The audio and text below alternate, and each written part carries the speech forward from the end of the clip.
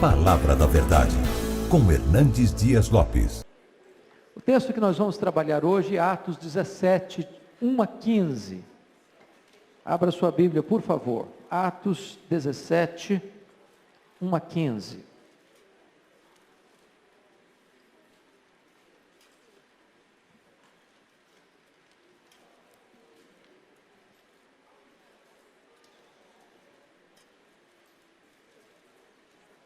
Ok.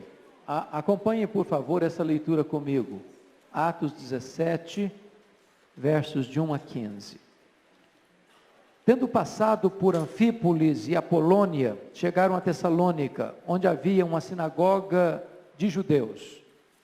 Paulo, segundo o seu costume, foi procurá-los e por 3 sábados arrazoou com eles acerca das Escrituras, expondo e demonstrando ter sido necessário que o Cristo padecesse e ressurgisse dentre os mortos. E este, dizia ele, é o Cristo Jesus que eu vos anuncio. Alguns deles foram persuadidos e unidos a Paulo e Silas, bem como numerosa multidão de gregos piedosos e muitas distintas mulheres. Os judeus, porém, movidos de inveja, trazendo consigo alguns homens maus dentre a malandragem, ajuntando a turba, alvoroçaram a cidade e, assaltando a casa de Jason, procuravam trazê-los para o meio do povo. Porém, não os encontrando, arrastaram Jason e alguns irmãos perante as autoridades, clamando: estes que têm transtornado o mundo chegaram também aqui, os quais Jason hospedou. Todos estes procedem contra os decretos de César, afirmando ser Jesus outro rei. Tanto a multidão como as autoridades ficaram agitadas ao ouvirem estas palavras. Contudo, soltaram Jason e os mais, após terem recebido deles a fiança estipulada. E logo durante a noite, os irmãos enviaram Paulo e Silas para Bereia. Ali chegados, dirigiram-se à sinagoga dos judeus. Ora, estes de Bereia eram mais nobres que os de Tessalônica, pois receberam a palavra com toda avidez, examinando as Escrituras todos os dias, para ver se as coisas eram de fato assim. Com isso, muitos deles creram, mulheres gregas de alta posição e não poucos homens. Mas logo que os judeus de Tessalônica souberam que a palavra de Deus era anunciada por Paulo também em Bereia, foram lá excitar e perturbar o povo. Então os irmãos promoveram, sem detença, a partida de Paulo para os lados do mar. Porém Silas e Timóteo continuaram ali. Os responsáveis por Paulo levaram-no até Atenas e regressaram trazendo ordens a Silas e Timóteo para que o mais depressa possível fossem ter com ele. Amém. Eu gostaria de conversar com vocês sobre igrejas estratégicas plantadas na Macedônia. A primeira coisa que eu queria falar a título de introdução nesta manhã é a seguinte: os planos de Deus devem prevalecer sobre a vontade humana no quesito, sobretudo, de obra missionária. Por que eu digo isso? Se você começar a perceber Atos 16, 7, quando Paulo e Silas começam a segunda viagem missionária, o projeto era entrar na Ásia. Eles tinham um plano.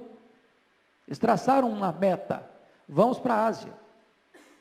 Só que eles foram impedidos pelo Espírito de Deus de entrarem na Ásia. Se você perguntar por quê, eu não sei. Por que Deus escolheu a Macedônia em lugar da Ásia? Eu não sei. Porque tanto os da Ásia quanto os da Macedônia eram carentes do Evangelho, necessitados do Evangelho. Da mesma maneira, nós temos um missionário. O campo é o mundo. A pergunta é: para onde enviar? Qual a prioridade? Qual a direção? Essa direção é o Espírito de Deus que dá. A orientação é Deus quem dá. E aí eles foram impedidos de entrar na Ásia e foram direcionados a entrar na Macedônia, na província da Macedônia. Em vez de ir para a Ásia, entraram na Europa. É plano de Deus, é soberania de Deus, e nós devemos obedecer a isso. Segundo ponto, a guisa de introdução.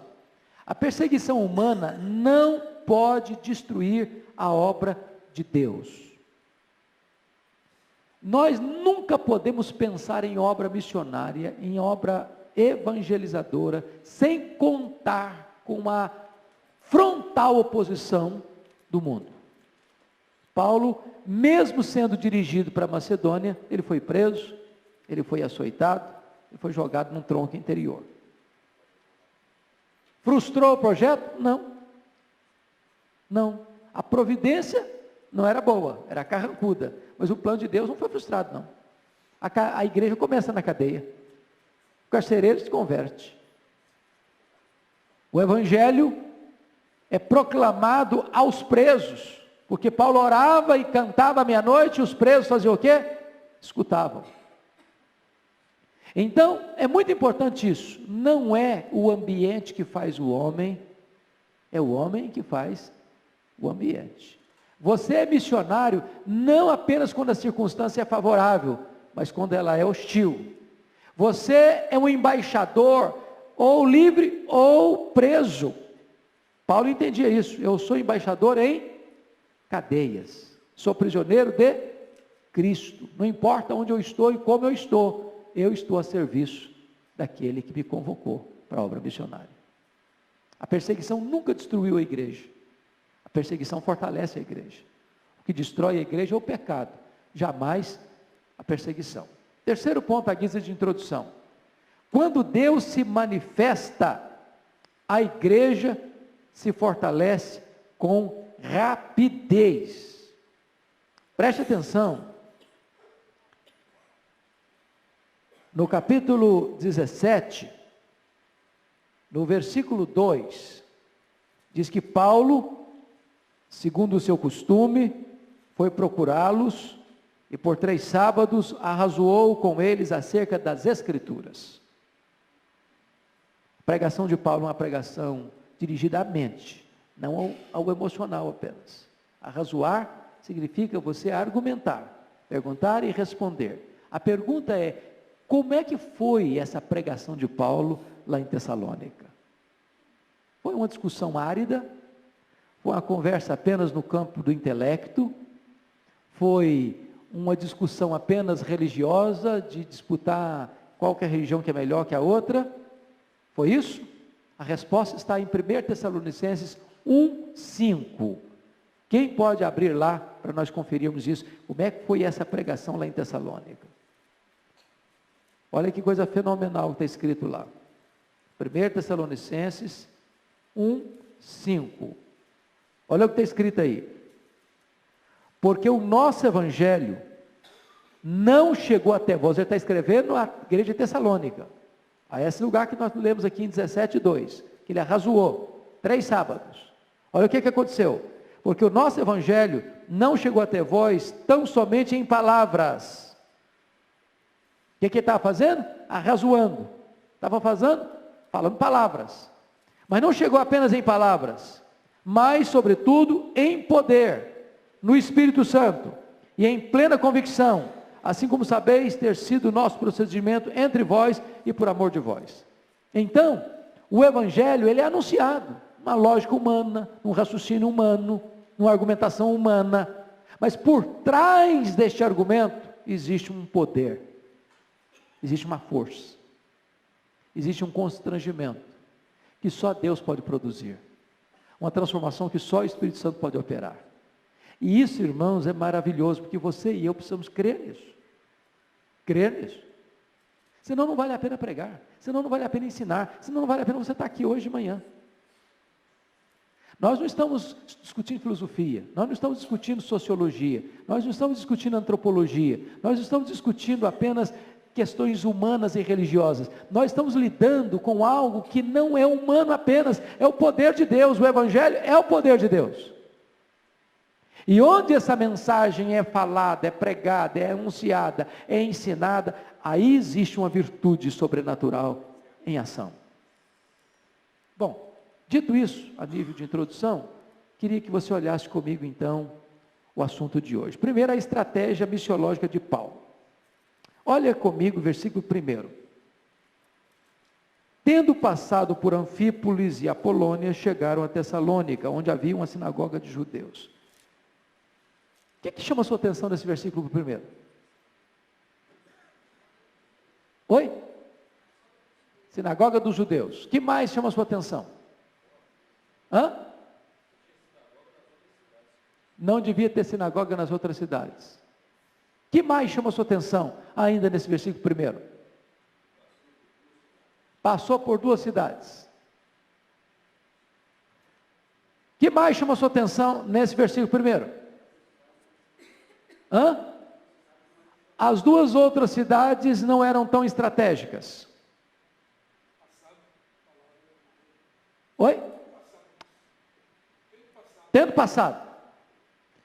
Pergunta, por que Paulo vai para Tessalônica? O que tinha em Tessalônica que não tinha nas outras cidades? Sinagoga. Que mais? Judeus. Que mais? Tessalônica era a capital da Macedônia. Uma cidade, na época, de mais de 200 mil habitantes. Mais do que isso, Tessalônica era uma espécie de cidade livre. Paulo é o quê? Um homem estratégico. Ele anda guiado pelo Espírito Santo, mas ele tem inteligência, ele tem raciocínio, ele tem capacidade de refletir, ele tem capacidade de avaliar, ele sabe o que é melhor estrategicamente, e ele faz as melhores escolhas para alcançar os melhores resultados. Plantar uma igreja em Tessalônica é mais estratégico do que plantar uma igreja em Anfípolis e Apolônia. É preciso ter uma igreja em Anfípolis? É preciso ter uma igreja em Apolônia? Claro que preciso. Como é que se alcança isso? Vamos plantar uma igreja em Tessalônica, a capital, a cidade com maior condições de influência, que essa cidade, tendo uma igreja, vai irradiar sua influência na micro-região. Significa estratégia.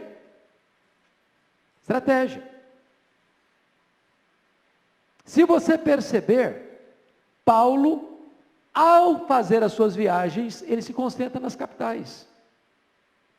Tessalônica é capital de que província romana? Macedônia. Corinto era capital de que província romana? Acaia. Éfeso era capital de que província romana? Ásia Menor. O que Paulo está fazendo? Eu tenho pouco tempo. Eu tenho recursos limitados.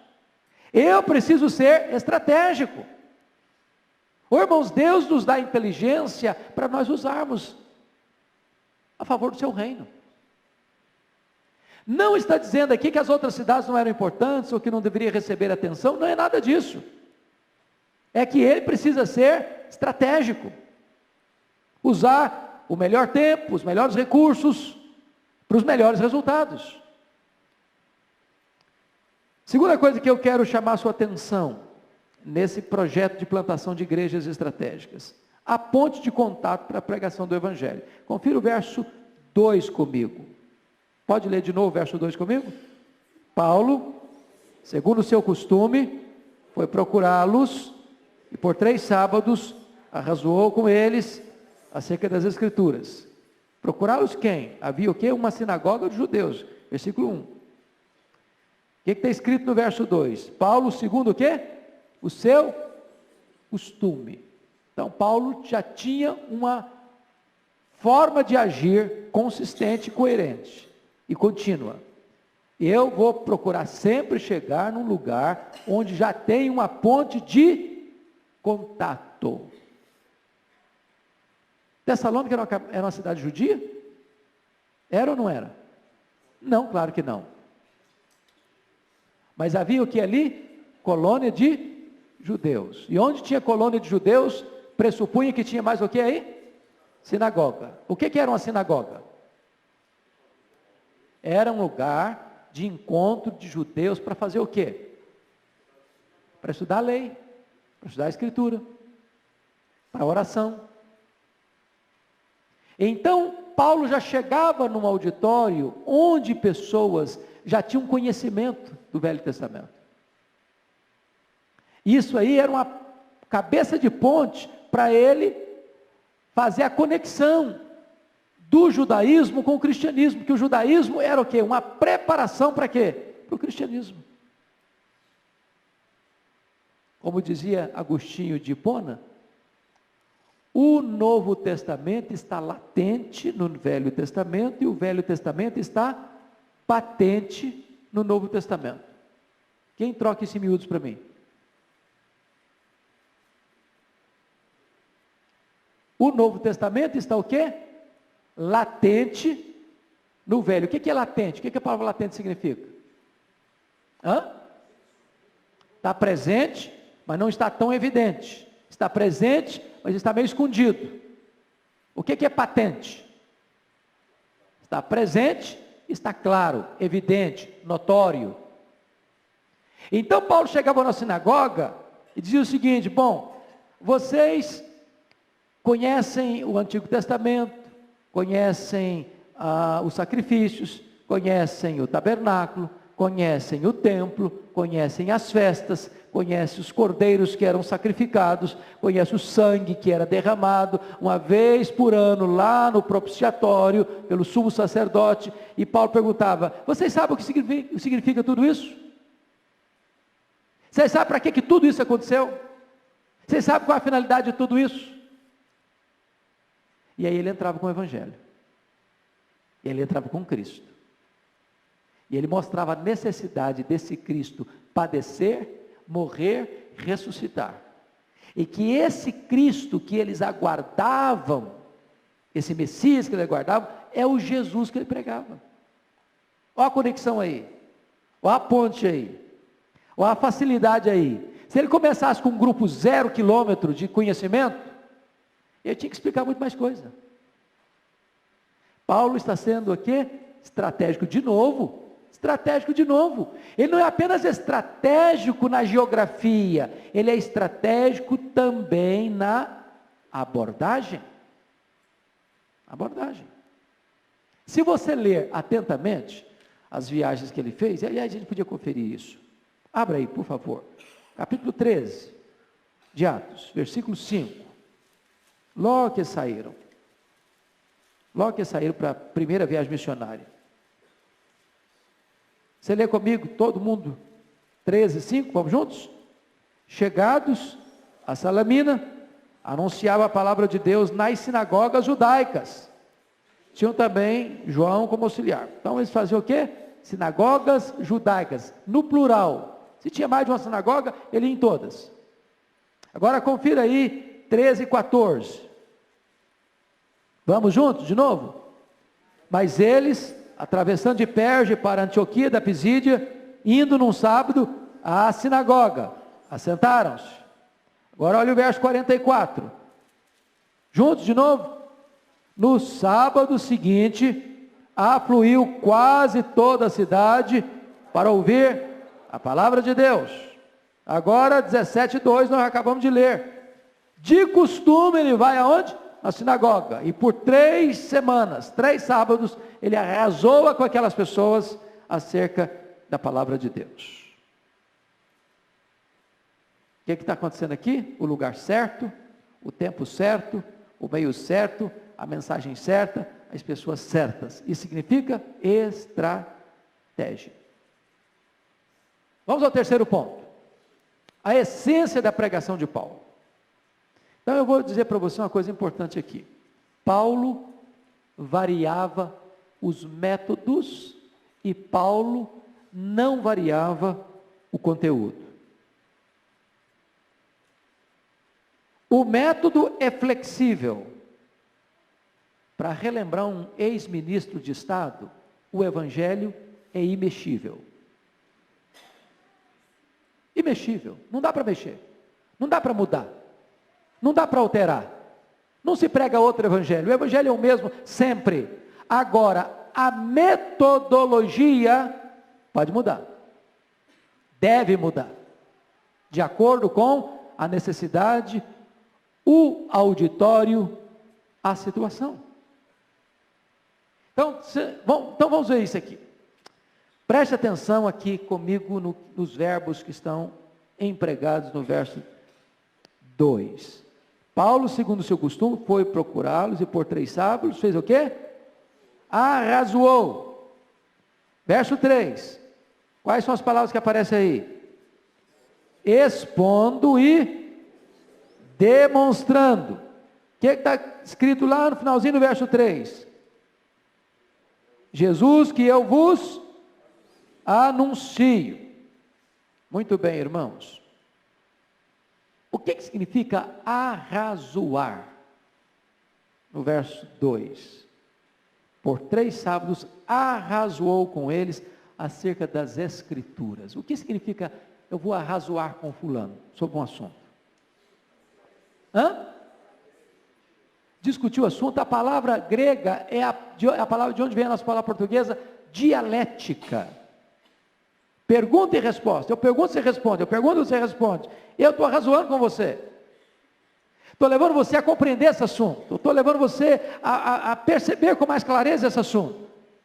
Estou abrindo o caminho para você compreender o que eu estou falando. Se arrazoar. A segunda palavra que ele vai usar no verso 3 é expor. Está no gerúndio. O que é expor? Expor é explicar. É desta palavra que vem a nossa palavra portuguesa, que quem faz seminário conhece bem. É a palavra exegese. Vem de expor, de explicar. E o que é exegese? Essa palavra não é tão comum no vocabulário nosso, mas exegese significa que você vai para um texto e tira do texto o que está no texto. Contrário de exegese é exegese. É quando você vai para o texto e impõe ao texto o que não está no texto. Qual o papel do pregador? Não é impor ao texto o que não está nele. É ir para o texto e tirar do texto o que está nele. A gente não pode fazer como aquele pregador que disse assim: eu já tenho o sermão, só falta o texto agora. E aí o cara vai para o texto, mas ele já tem suas ideias. E ele quer que o texto diga o que ele pensa, o que ele quer, a sua conveniência. Isso não é pregação. Então Paulo, ele abria a Escritura e perguntava e tinha resposta, era uma dialética, mas ele está o seguinte: eu vou explicar para você o que está no texto.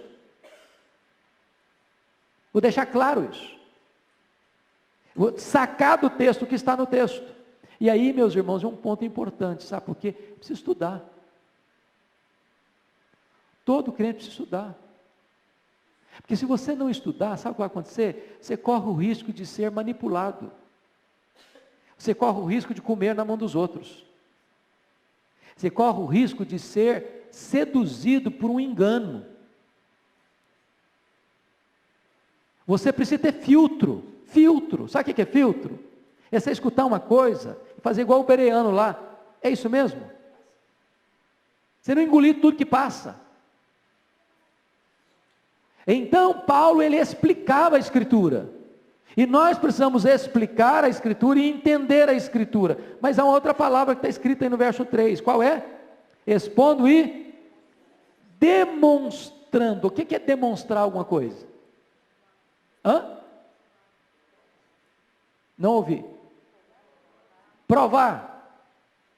Demonstrar é provar uma tese detalhada, meticulosa e exaustivamente. Paulo estava demonstrando. E a pergunta é: demonstrando o quê? Confira o verso 3. Demonstrando o quê? Demonstrando ter sido necessário que o Cristo padecesse e ressurgisse dentre os mortos, e este, dizia ele, é o Cristo Jesus que eu anuncio. Paulo está aqui no coração do Evangelho. Coração do Evangelho. Eu preciso provar isso. Provar primeiro o quê? Que o Cristo devia fazer o quê? Padecesse. Me dá um outro verbo para padecer aqui. Era necessário que o Cristo fizesse o quê? Morresse. Morresse. Mas por que era necessário que o Cristo padecesse, que o Cristo morresse? Porque isso aí é o coração da Bíblia. Isso é a essência da Escritura. Todo o Velho Testamento foi uma preparação para isso. Todo o Velho Testamento foi uma preparação para isso. Os sacrifícios, os rituais, as festas, os feriados, o templo, o tabernáculo, os cordeiros, tudo tinha uma única finalidade: apontar para o Cordeiro de Deus que tira o pecado do mundo, e tira o pecado do mundo ao morrer. Ao morrer. Paulo demonstra isso. Paulo vai trabalhando, argumentando, passo a passo, com toda a clareza, com toda a nitidez, com toda a eloquência, esse ponto, tem que entender esse ponto aqui, porque o que difere as religiões do cristianismo é isso.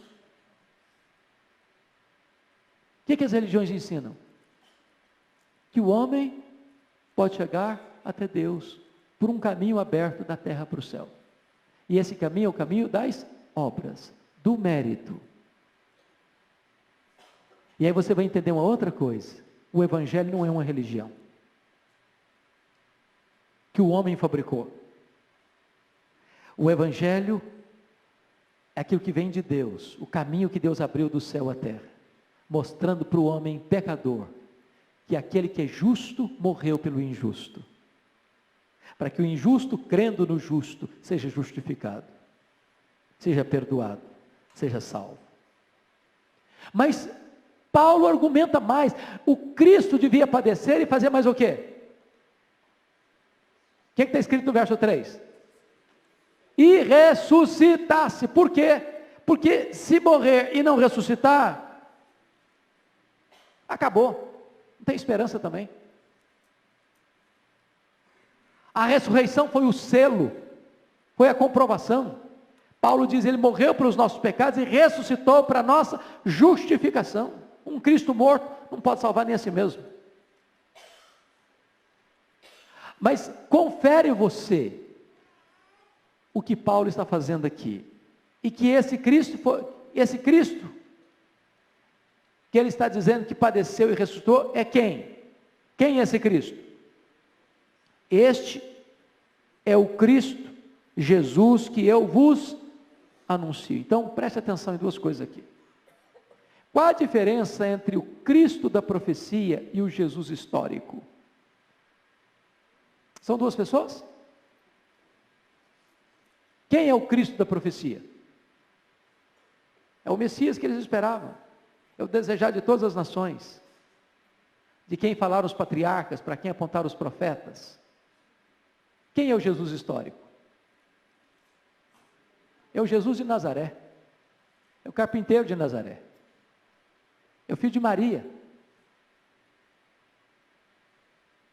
Sabem por que é importante dizer isso, irmãos? Surgiu, vocês sabem disso, uma espécie de filosofia religiosa no primeiro século, que quase devastou a igreja no segundo e no terceiro século, chamado de, quem lembra? Gnosticismo. E dentro do gnosticismo tinha um outro segmento chamado de docetismo, porque eles tinham uma grande dificuldade na época. Qual cultura prevalecia e dominava o mundo, irmãos, na época que Jesus nasceu? Grega, cultura grega. Cultura grega. Qual era o ponto-chave da cultura grega? Vocês lembram? O dualismo grego de matéria má, espírito bom. Então os gregos achavam que tudo que era matéria, tangível, palpável, era essencialmente mal. Ora, se a matéria é má e o espírito é bom, e Deus é espírito e Deus é bom, Deus não pode se encarnar. Não pode. Se Deus se encarnar e assumir matéria, a matéria é má. Olha o dilema aí. Olha o dilema aí.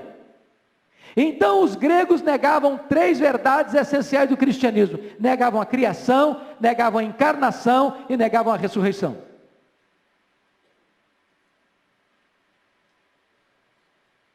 Aí os docetistas diziam o seguinte: não, aconteceu o seguinte, Jesus não tinha uma encarnação real. Quando ele caminhava, ele não tinha deixado nem marca na areia. Porque na verdade, o Cristo veio nele no batismo e o Cristo saiu dele na crucificação. Essa era a cultura dominante da época. Aí Paulo vem e argumenta o seguinte: não, o Cristo da profecia é exatamente o Jesus histórico que eu anuncio. Não são 2 pessoas, não. O Jesus de Nazaré é o Messias. O Jesus que se fez carne é o Messias. O Jesus que morreu é o Messias. O Jesus que ressuscitou é o Messias. Jesus e o Messias são a mesma coisa. O Cristo é o mesmo Jesus histórico. Paulo está fazendo aqui, ao mesmo tempo que proclama o Evangelho, irmãos, está fazendo uma apologia do Evangelho, uma defesa do Evangelho. A pregação é isso. Ao mesmo tempo que ela é proclamadora, ela também é uma defesa. Agora olha o verso 3, queridos irmãos. Paulo mudou os métodos, mas ele não mudou a mensagem. Ele está pregando o Cristo. Mas o que ele está fazendo?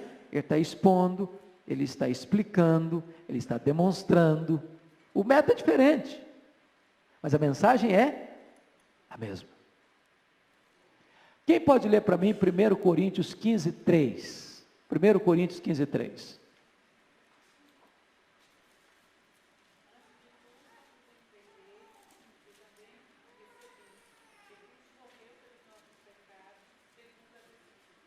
Antes de tudo vos entreguei o que também recebi, que Cristo Jesus morreu o quê? Pelos nossos pecados, segundo as Escrituras. E leia o versículo seguinte, por favor. E foi sepultado, e ressuscitou no 3º dia, segundo as Escrituras. Sabe o que Paulo está dizendo? Eu não estou anunciando novidade nenhuma para vocês, gente. Estou trazendo novidade não. Eu estou simplesmente interpretando para vocês o que significa o Velho Testamento. Que Cristo morreu pelos nossos pecados, segundo as Escrituras. Que Ele foi sepultado para provar que a morte foi real. E Ele ressuscitou ao 3º dia, segundo as Escrituras. Isso é a essência do Evangelho. Eu recebi isso e eu estou entregando isso. Lembram quando Paulo disse lá em Romanos 1, eu sou o quê? Devedor. O que é um devedor? É alguém que recebe alguma coisa com o compromisso de entregar essa mesma coisa. Se eu recebi uma coisa e retenho para mim, o que é que eu estou fazendo? Apropriação indébita. Se eu recebi, eu tenho que entregar. Você e eu recebemos o Evangelho? Estamos entregando o Evangelho? Se não estamos, estamos em dívida. Com Deus e com as pessoas. Muito bem, vamos adiante. O impacto da pregação de Paulo. Quem pode ler comigo agora 17:4? Vamos juntos?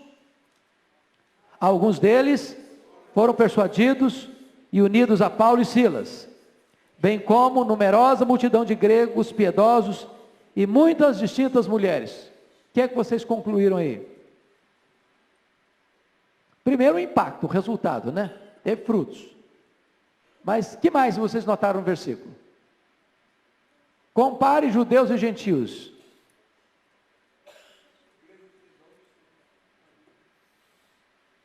Ainda não é isso que eu queria que vocês me falassem, não, mas tudo bem. Judeus, quantos judeus se converteram aí? Alguns. Alguns é muita gente ou pouca gente? Pouca gente. Quem conhecia mais Bíblia, se converteu menos. Quem estava 0 quilômetro no conhecimento, diz o texto aí que numerosa multidão já era suficiente, né? Mas Lucas quer enfatizar, É falar de numerosa multidão. É quase um pleonasmo esse negócio. Numerosa multidão. E mais quem se converteu, hein? E muitas distintas mulheres. O que significa muitas distintas mulheres? Nem todas as mulheres são distintas, é isso? Alta posição social. Nós estamos falando da capital da província. Então, quando Paulo arrazoa, quando Paulo expõe, quando Paulo demonstra, e nós já lemos lá em 1 Tessalonicenses 1,5, que foi no poder do Espírito Santo, isso produziu o quê? Um resultado extraordinário. Extraordinário. Extraordinário. O que mais você nota aí? O que mais você nota aí? Agora vem o outro ponto, a resistência à pregação. É curioso isso, irmãos. Tem resultado? Tem. Tem oposição? Tem também. Tem vitória? Tem. Tem luta? Tem também. Tem alegria? Tem. Tem choro? Tem também. Enquanto você e eu vivemos aqui, queridos irmãos e irmãs, nós vamos viver nessa tensão. Seria tão bom se fosse só celebração, né? Oh, glória a Deus. Só vitória, só alegria, só gente chegando, só gente se convertendo. Não tem luta, não tem problema, não tem.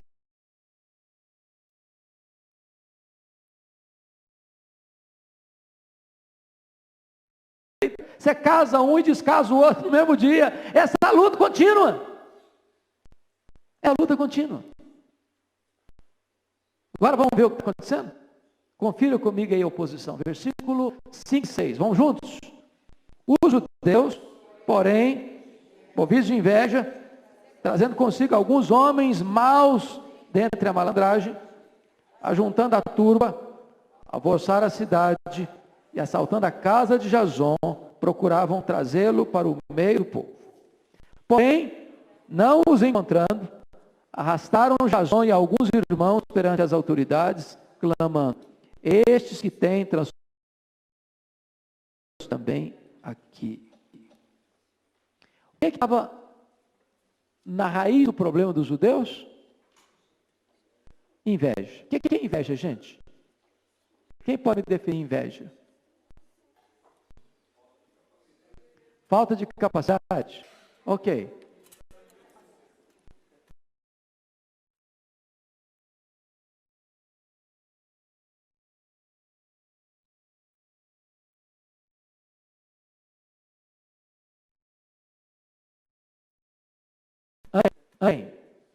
Ou desejar ser como o outro é. A inveja pode ser eu me entristecer muito mais com o que o outro tem do que me alegrar com o que eu tenho.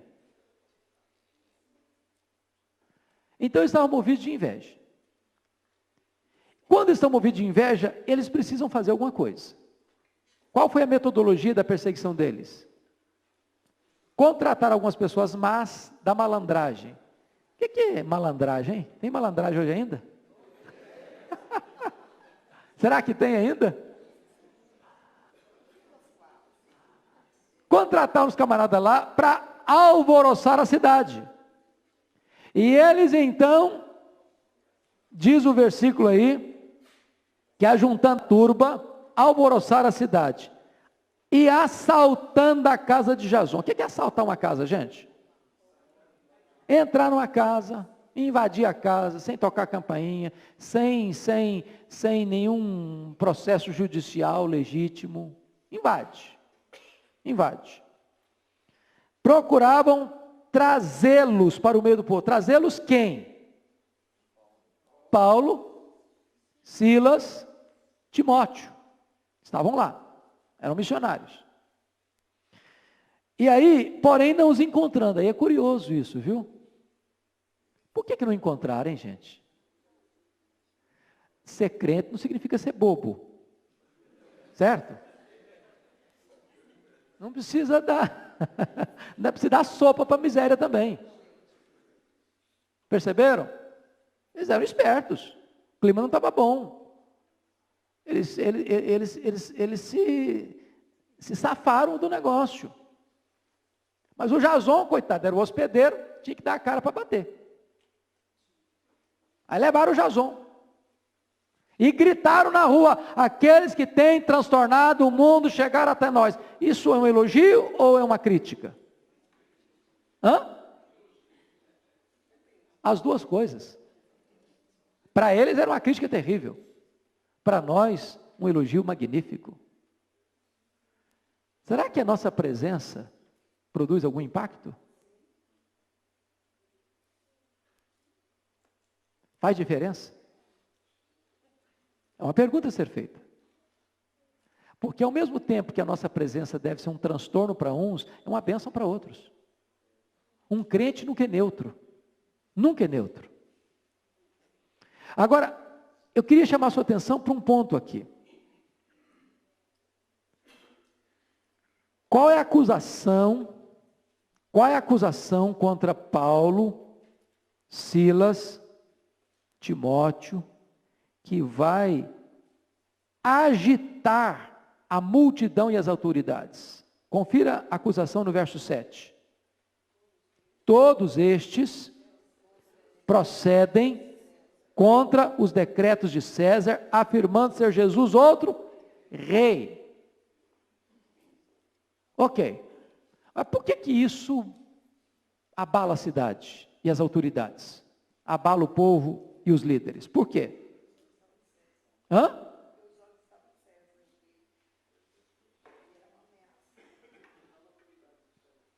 Eles estavam, essa mensagem soava em Roma como o quê? Uma conspiração. Nada fazia uma pessoa temer mais no Império Romano do que alguém ser acusado de sedição, de rebelião, de conspiração contra César. Por quê? Porque Tessalônica era o quê? Capital. Era uma cidade livre. Se chegasse nos ouvidos de Roma que estava tendo um motim em Tessalônica, alguém pregando, um outro rei que estava tentando concorrer com César, ou tomar o lugar de César, ou se rebelando contra César, a cidade podia perder o status de cidade livre, e em vez de prosperidade, de bênção, de favores, de benesses do Estado, viria a mão de ferro do Estado romano contra a cidade. Olha aí o problema. Olha que acusação grave. Olha que transtorno social. Olha que perigo. A coisa não era pequena não, gente. A coisa era gravíssima. A pergunta é, Paulo pregava outro rei mesmo? Pregava ou não pregava? Ele pregava não outro rei, pregava o único rei. Entretanto, a pregação de Paulo não tinha o cunho político que os acusadores queriam dar. Paulo não pregava conspiração contra Roma. Paulo não pregava infidelidade contra o imperador. Paulo não pregava uma ameaça ao status quo. Mas a oposição sempre distorce as palavras, não é isso? O opositor sempre distorce as palavras. Dá um outro cunho, dá um outro significado. Mas o certo é que a situação tornou-se tão grave que Paulo entendeu o seguinte: eu não posso mais ficar aqui. Tem hora, irmão, preste bem atenção no que eu vou dizer, tem hora que você precisa saber se fica ou sai. E tem hora que ser prudente é sair e não teimar. Vocês estão entendendo o que eu estou falando? Você precisa ter discernimento. Porque imagina o seguinte, Paulo podia dizer, não, gente, eu sou crente, está amarrado o inimigo, eu estou blindado pelo sangue do Cordeiro, e ninguém me mata. Já tem um canto que diz o seguinte, não morrerei, enquanto Deus não cumprir em mim os seus planos. Meu plano é fazer obra aqui, então eu não vou morrer, eu estou blindado, e acabou, azar de César. Prudência e caldo de galinha não faz mal para ninguém. Tem hora que precisa ser prudente, gente. Prudente. O que é que Paulo faz? Olha aí. Versículo 10, confira o que é que aconteceu. E logo durante a noite. Por que não foi durante o dia, gente? Paulo não sai assim, pegou o primeiro voo, a ponte aérea, tá? Da capital para a cidade mais culta do mundo, de Atenas. Não, ele não pegou expresso. Ele saiu de noite, escondido, de forma velada, de forma oculta. Ele está sendo aqui prudente. Agora notem comigo, por favor, a nobreza da igreja bereana. Versículo 10. Logo durante a noite, os irmãos enviaram Paulo e Silas para Bereia. Olha que coisa bonita. Paulo era o apóstolo. Paulo era o líder. É por isso, quem decide aqui sou eu. Quem faz sou eu. Quem escolhe sou eu. Quem delibera sou eu. Mas o que está escrito no verso 10? E logo, durante a noite, os irmãos enviaram Paulo e Silas para Bereia. Quem está tomando a decisão aqui? Os irmãos. Qual o sentimento que você tem de Paulo aqui? Humildade. Humildade. Aceite ser cuidado. Aceite alguém tomando conta de você. Não importa a posição que você ocupa. Aceite que as pessoas cooperem com você, protejam você, cuidem de você. Agora, tinha medo no coração de Paulo? Paulo está fazendo isso porque está com medo? Porque está encolhido, tremendo de medo? Não. Quando ele chega em Bereia, ele vai fazer o quê? Olha o verso 10. Para onde ele foi? Não mudou a agenda dele. Está fazendo o que ele sempre fez. Esse homem não está saindo de Tessalônica porque ele está com medo. Ele está saindo de Tessalônica porque ele é estratégico e sensato e sábio. Mas a agenda continua intacta. Eu sou um missionário, eu vou chegar no primeiro lugar que tem uma ponte de contato para pregar. Qual o resultado da pregação? Olha o verso 11, por favor. Vamos juntos no verso 11? Ora, esses de Bereia eram mais nobres que os de Tessalônica, pois receberam a palavra com quê? Toda avidez, examinando as escrituras, quantos dias? Todos os dias, para ver se as coisas eram de fato assim. Quem era o pregador, gente? Paulo. Ah, mas o que é isso, velho? Se Paulo está pregando, gente, vamos escutar tudo e receber tudo, não vamos discutir nada não. Não importa quem está no púlpito, você que escuta precisa ter filtro. Filtro. Filtro. Porque o crente tem tanto acesso à Escritura, quanto tem o pregador. Porque hoje, vocês sabem, tem igrejas por aí, que o pregador, ele se sente o dono da verdade. E o cara até diz, ó, se você não tem a minha visão, a porta da rua é a porta da serventia. Rua. Porque aqui eu tenho a minha verdade. Não existe monopólio da verdade, irmãos. A verdade precisa ser verificada. Então quem está pregando precisa ser fiel. E quem está ouvindo precisa conferir se o que está sendo pregado é de fato a verdade. Alguém poderia dizer, não, esses crentes bereanos são céticos demais. Mas Lucas, que relata o fato, os elogia. Eles são mais nobres. Primeiro, porque receberam a palavra de que maneira? O que é receber a palavra com toda avidez, irmãos? Atentamente, zelosamente. Agora vamos pensar um pouquinho aqui, você e eu. O que vai no seu coração quando você, domingo de manhã, bota o relógio para despertar, e ele toca, e você levanta, toma um banho, toma um café e vem para a igreja? Qual é a sua expectativa? Você tem expectativa? Você espera alguma coisa? Você deseja alguma coisa? Você ora por alguma coisa? Meu Deus, eu estou indo para a tua casa, fala comigo, Deus.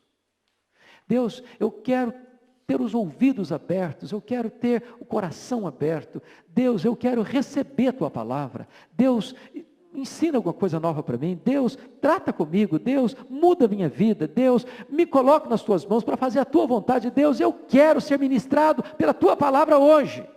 É isso que é receber a palavra com avidez. Agora confira mais o que eles fizeram. Olha por favor ainda o versículo 11. Examinando as escrituras, quantos dias? Mas Paulo estava lá pregando todos os dias? Não consta. Em outras palavras, o que é que você faz com a mensagem que você escuta na igreja todos os dias? Será que a gente faz isso hoje? Vamos ser honestos. A gente faz isso hoje? O que você faz com a sua Bíblia quando você volta da igreja? Hã? Bota na estante, fica na mesa, esquece onde botou, acha que a Bíblia está perdida. Domingo, cadê a minha Bíblia? Essa pergunta, cadê minha Bíblia, já é emblemática.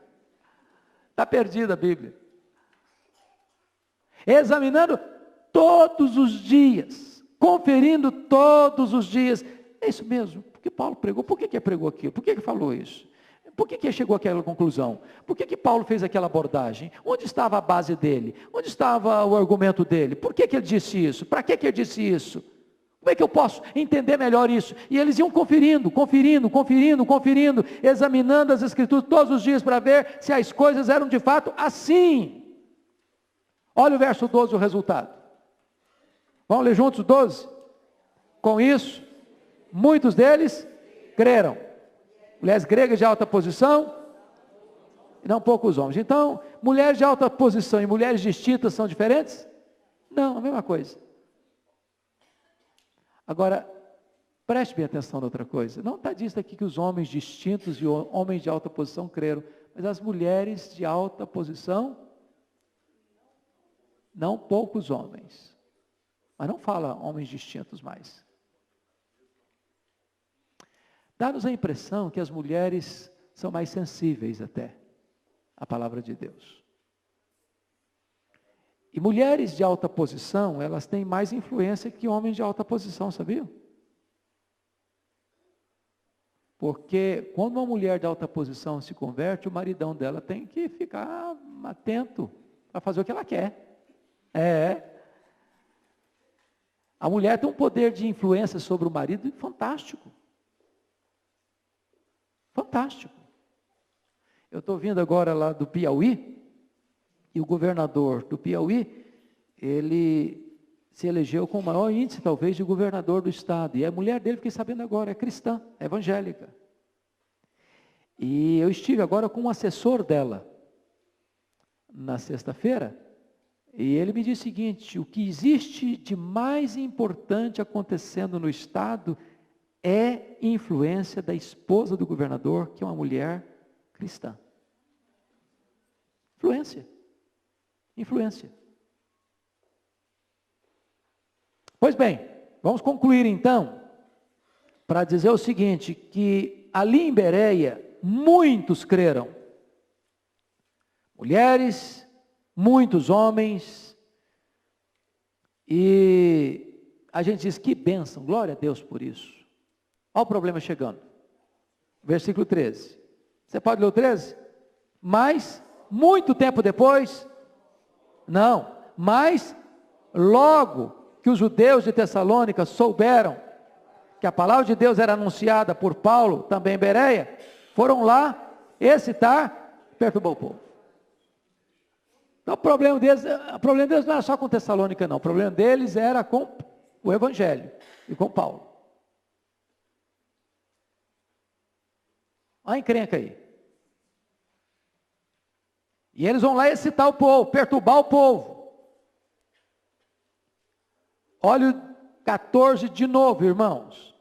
Vamos juntos? Então, os irmãos promoveram, sem detença, a partir de Paulo, para os lados do mar. Porém, Silas e Timóteo continuaram ali. Quem está tomando a decisão de novo? Os irmãos. O que é que Paulo faz? Se submete. Quanto tempo demorou para que os irmãos tomassem a decisão?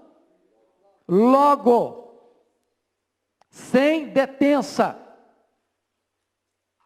Por que tiraram Paulo e não Silas e Timóteo? Porque Paulo era o foco da perseguição, ele era o líder, ele era o chefe da caravana. E aí você vai perceber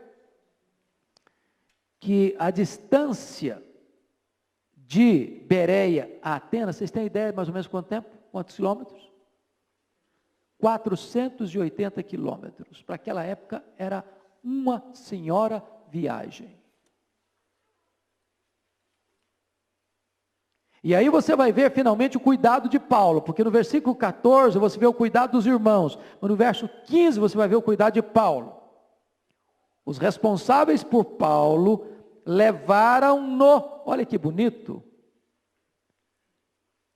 tinha gente que cuidava de Paulo. E nós precisamos cuidar dos obreiros de Deus. Cuidaram de Paulo.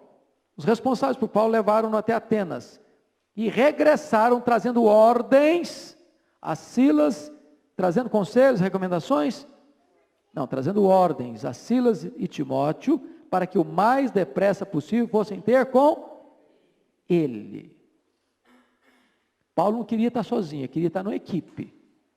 Porque a gente não deve estar fazendo a obra sozinho não, porque sozinho é um perigo às vezes, sabe? Você precisa de ombro amigo. Você precisa de gente. Você precisa de companheiro. Você precisa de companhia. E Paulo está fazendo isso por duas razões. Primeiro, porque Bereia já não era um lugar seguro para Timóteo e Silas ficarem. E segundo, porque precisava de ajuda. Eu acho isso magnífico, porque Lucas está relatando a história, mas ao mesmo tempo que vai relatando a história, vai entremeando lições ricas para o nosso coração. Ensinos fantásticos para a nossa vida. Estratégias extraordinárias de plantação e crescimento de igreja. Que Deus os abençoe, queridos. E que essas lições fiquem guardadas no nosso coração e com Bereanos a gente possa pensar nisso todos os dias. Tá bom? Vamos ficar em pé? Nós vamos orar e pedir que Deus abençoe a nossa vida, a nossa casa, a nossa família, a nossa igreja. Senhor Deus, nós acabamos de ler e estudar a Tua palavra.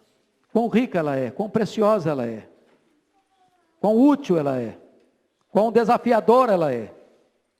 E nós te pedimos, Deus, que Tu nos ajudes a compreender a Tua palavra, que Tu nos ajudes a viver a Tua palavra, que Tu nos ajudes a compartilhar a Tua palavra, que Tu nos ajudes a ver os resultados da pregação da Tua palavra, e que Tu nos prepares também para enfrentar as perseguições correspondentes ao avanço da Tua palavra. Fortalece a Tua igreja, fortalece as famílias e sustenta o Teu povo. Em nome de Jesus. Amém.